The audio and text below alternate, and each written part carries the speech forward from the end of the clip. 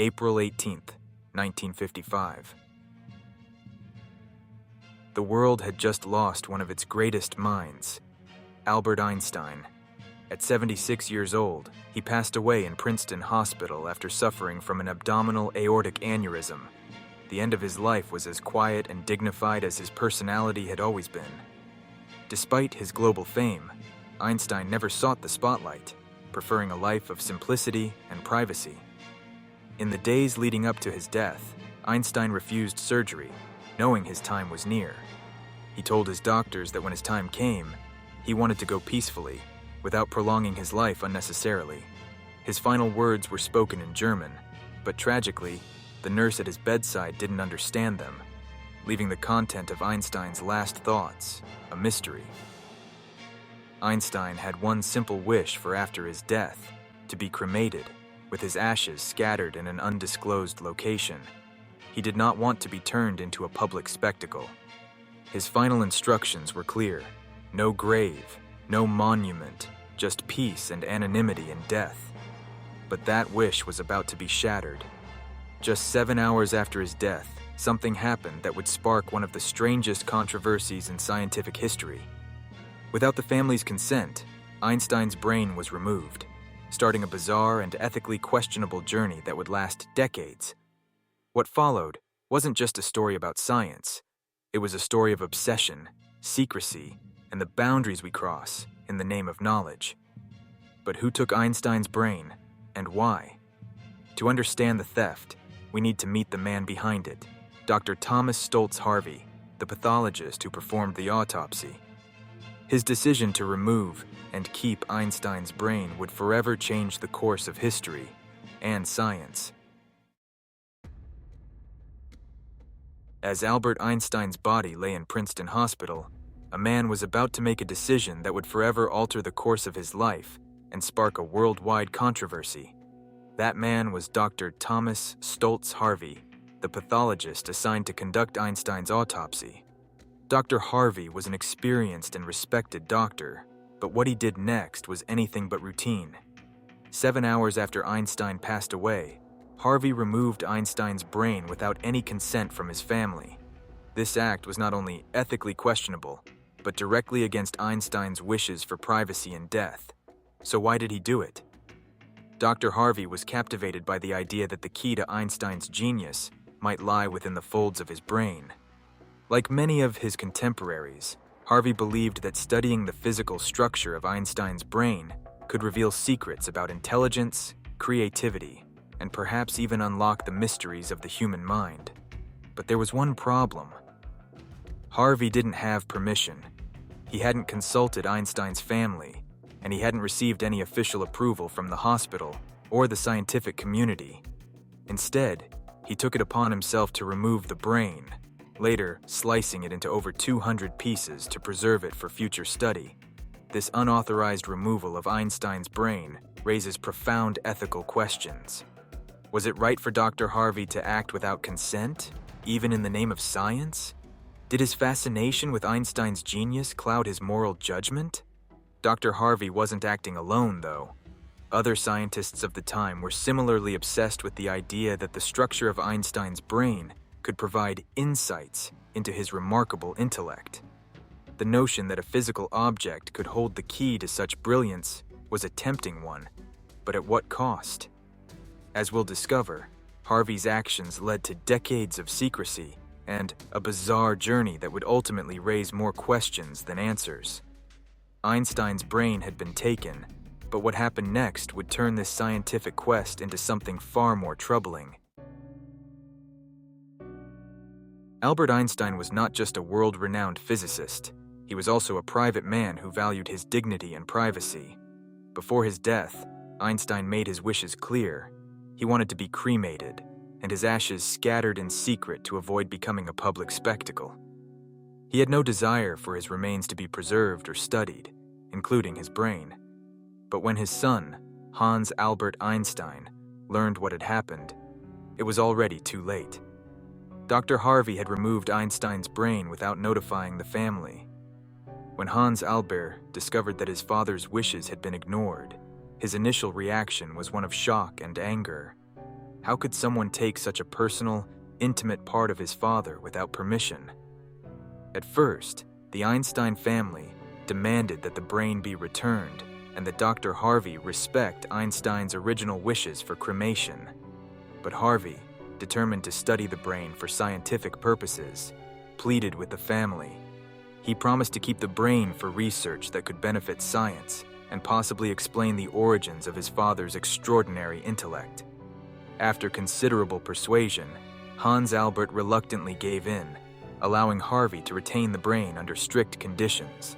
It was to be used only for serious scientific study, and no commercial exploitation or public display would be allowed. Even though the family agreed, this moment marked a significant turning point in the story. What began as a violation of Einstein's wishes had now evolved into an unsettling compromise. The world's most famous brain had become a subject of scientific obsession, but at what cost to the family's peace of mind? For decades, Einstein's brain remained a topic of curiosity, but the damage had already been done. Einstein's final request had been disregarded, and his family was left to grapple with the legacy of a man whose genius had become public property, both in life and in death. What happened next with Einstein's brain is a story almost too strange to believe. After Dr. Harvey removed the brain, he didn't hand it over to the scientific community or follow any formal procedures. Instead, he kept it for himself, and thus began the secret and bizarre journey of Einstein's brain. Harvey preserved the brain in 2 jars filled with formaldehyde. For the next 40 years, he carried these jars with him, as if the brain were some kind of precious relic. He didn't stay at Princeton for long. In fact, after a dispute over the unauthorized removal, he lost his job as a pathologist at Princeton Hospital. But Harvey wasn't deterred. He packed up the brain and took it on the road. For decades, Harvey moved across the country with Einstein's brain in tow. He stored it in his basement, in the trunk of his car, and in various locations, always keeping it out of the public eye. Along the way, he sent small portions of the brain to select neuroscientists, hoping they might uncover the secret to Einstein's genius. Harvey was obsessed. He believed that this brain held the key to unlocking the mysteries of human intelligence. But despite his efforts, very few scientists showed interest.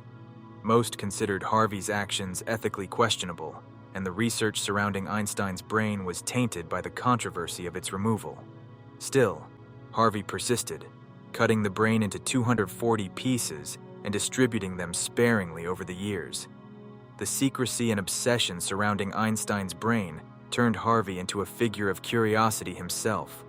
How could one man guard this brain for so long? Why did he feel so compelled to keep it, even at the cost of his own career? By the 1990s, the journey of Einstein's brain had become the stuff of legend, and yet, after all those years of hiding it, the world still hadn't uncovered any groundbreaking secrets about Einstein's mind. Dr. Harvey had dedicated much of his life to this brain, but what had he really discovered? As we'll see in the next chapter, the scientific findings from the studies on Einstein's brain were few and far between, leaving us to wonder, was it worth it? Did this strange and secretive journey bring us any closer to understanding the mind of a genius? For decades, scientists were eager to uncover whether Einstein's genius could be traced back to any physical differences in his brain. The theory was simple. If Einstein's intellect was so extraordinary, there might be something unique about the anatomy of his brain that set him apart from the rest of us. But was that really the case? Over the years, Dr. Harvey distributed small pieces of Einstein's brain to select researchers, hoping for groundbreaking discoveries. In the 1980s and 1990s, a few studies did emerge, claiming to find differences in Einstein's brain structure compared to the average person's brain. One study pointed to the parietal lobes, areas of the brain associated with mathematical reasoning and spatial relationships. It claimed that Einstein's parietal lobes were 15% wider than those of a typical brain. This, the researchers speculated, could explain his extraordinary ability to think in abstract visual terms. Another study suggested that Einstein had an unusually high number of glial cells, which support neurons and play a role in processing information. But here's the thing, many neuroscientists were skeptical. Could the physical differences in Einstein's brain really explain his genius, or were these studies overreaching? After all, intelligence is shaped by a complex mix of genetics, environment, education, and experience. Einstein's ability to reshape our understanding of the universe likely had more to do with his thought processes and unique approach to problem solving than the shape of his brain. The studies also faced another issue. They were conducted on tiny fragments of Einstein's brain. With such a limited sample, how could anyone draw definitive conclusions about what made his brain special? Some researchers even criticized the entire endeavor, arguing that intelligence cannot be reduced to the size or shape of specific brain regions. In the end, despite the fascination with Einstein's brain, no study ever definitively proved that his intelligence was due to any particular physical trait. The idea that genius could be explained by the brain's anatomy remained more of a myth than a scientific fact. So, after all the secrecy, the obsession, and the decades of study, the question remains: was Einstein's brain truly different, or was his genius simply beyond what science can explain through physical measurements alone? The answer is as elusive as the man himself. As the decades passed, one question became harder and harder to ignore. Was the theft of Einstein's brain worth it? Dr. Harvey's decision to remove Einstein's brain without permission may have been driven by a desire for scientific discovery, but it crossed significant ethical lines. Now, we're left to ask, did those years of study reveal anything groundbreaking enough to justify this breach of ethics? The short answer is no. While a few studies offered intriguing theories about Einstein's brain, none provided definitive proof that his genius was linked to its structure. The fascination with finding a physical explanation for his intellect led to what some scientists now see as a misguided quest, one that ultimately disrespected Einstein's wishes for a private, simple death. The ethical issues here are complex. On one hand, there's the pursuit of knowledge. Throughout history, many scientific breakthroughs have come from pushing the boundaries of what's acceptable. But does that justify the removal and study of someone's brain without their consent? In Einstein's case, his brain became more of a curiosity than a source of significant scientific revelation. The studies done on his brain, while fascinating, didn't lead to the kind of monumental discoveries Harvey and others had hoped for. On the other hand, we have Einstein's clear wishes. He wanted to be cremated, his body left in peace. By removing his brain, Harvey not only violated these wishes, but also set a troubling precedent that in death, even the most private individuals could become the subject of public and scientific obsession. Was Einstein reduced to little more than a specimen because of his extraordinary mind? This brings us to a broader question. How do we balance the pursuit of knowledge with respect for human dignity? In hindsight, many would argue that the theft of Einstein's brain crossed that line. It highlighted the dangers of placing scientific curiosity above personal and ethical boundaries.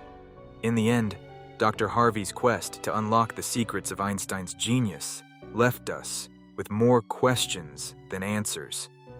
Not about intelligence, but about the ethics of scientific research. Was it worth it? The story of Einstein's brain suggests that some things are better left untouched, even in the name of science. After decades of secrecy, strange journeys, and scattered scientific studies, the story of Einstein's brain finally came to an end in the late 1990s. By this time, Dr. Thomas Harvey, the man who had taken it, was in his 80s. The years had taken their toll on both him and the brain he had carried with him for so long. Harvey had lost his medical license and spent much of his later life isolated, with only fragments of Einstein's brain to show for his obsessive quest. He had sent pieces to a handful of researchers over the years, but the bulk of Einstein's brain had remained with him, preserved in jars for over 40 years. In 1998, Perhaps realizing the weight of his actions and the futility of his lifelong pursuit, Harvey finally made the decision to return what remained of Einstein's brain. He handed it over to Dr. Elliot Krauss, the chief pathologist at Princeton Hospital, where Einstein had died decades earlier. It was a quiet, unceremonious end to a story that had spiraled into the bizarre. The brain was never fully reunited with Einstein's body, but it was finally put to rest in Princeton Medical Center, where it could no longer be a subject of public fascination or scientific dissection. It marked a symbolic closure to a strange chapter in history, one that many feel should never have begun. In the end, Einstein's brain didn't reveal the secrets of genius that Harvey had hoped for. What it did reveal was something much more human: our desire to understand brilliance, even when it goes beyond what science can explain, and our tendency to cross moral boundaries in pursuit of that understanding. The legacy of Einstein's brain is a complicated one. While it didn't bring the scientific breakthroughs its removal promised, it serves as a cautionary tale, a reminder that even the greatest minds deserve dignity in death. So, as the journey of Einstein's brain comes to a close, we're left with one final thought. Perhaps the true genius of Albert Einstein wasn't in his brain at all, but in his ideas, his work, and the way he reshaped the world. And in the end, that's a legacy no one can steal. As we come to the end of this story, one thing becomes clear. Albert Einstein's legacy goes far beyond his brain. For all the fascination, the scientific studies, and the strange odyssey his brain went on, the truth is that Einstein's true genius wasn't something that could be sliced into pieces or preserved in a jar. Einstein changed the world through his ideas, his theory of relativity, his groundbreaking work on quantum mechanics, and his profound contributions to our understanding of the universe. These ideas didn't come from the shape or size of his brain, but from the way he saw the world. He had an ability to question the status quo, to think creatively, and to imagine possibilities far beyond what most of us could ever dream. In the end, the story of Einstein's brain reminds us of something important. Genius isn't something we can dissect or reduce to physical measurements. It's something more elusive, more profound. It's about how a person's mind works, their unique way of seeing and interpreting the world, and their ability to challenge what we think we know. Despite all the studies, all the attempts to understand what made Einstein special, the true source of his brilliance remains a mystery, and maybe that's the way it should be. Einstein himself once said, "The most beautiful thing we can experience is the mysterious. It is the source of all true art and science." So, as we close this chapter on the strange and sometimes unsettling journey of Einstein's brain, let's remember that his true legacy lives not in the preserved tissue of his brain, but in the ideas that continue to inspire, challenge, and shape our understanding of the universe today. Albert Einstein's mind was his gift to the world, and that's something that no one could ever steal. So, what can we take away from the strange story of Einstein's brain? It's a tale of scientific curiosity, ethical boundaries, and the human drive to understand genius. But in the end, what truly matters is not the structure of Einstein's brain, but the power of his ideas. His contributions to science and our understanding of the universe continue to inspire people around the world, proving that genius is far more than physical anatomy. As we've seen, the removal and study of his brain didn't give us the answers some were hoping for, but it did remind us of something deeper, that the most remarkable things about Einstein cannot be measured or preserved in a jar. Thank you for joining me on this journey into one of the most bizarre and thought-provoking chapters in scientific history. If you found this story intriguing, make sure to hit the like button and subscribe for more deep dives into unsolved mysteries, fascinating stories, and the hidden truths behind history's most captivating moments. And of course, I'd love to hear your thoughts on the ethics and implications of this story in the comments below.